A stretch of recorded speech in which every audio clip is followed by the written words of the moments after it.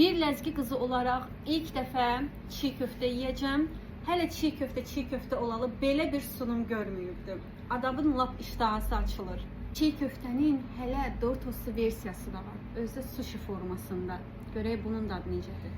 Qəşəngcə soğanı sıxırıq üzərinə.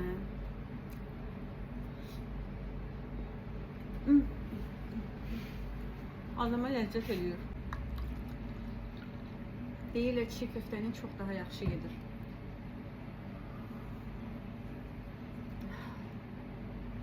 Acılıdan daha dadlıdır. Alırıq qəşəng kahanı əlimizə. Bir dənə qəşəng çiğ köftəni içinə qoyuruq. İkincisini də qoyaq.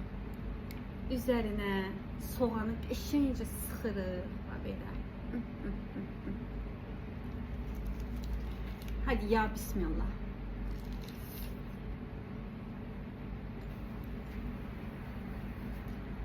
Çok qəşəngdir.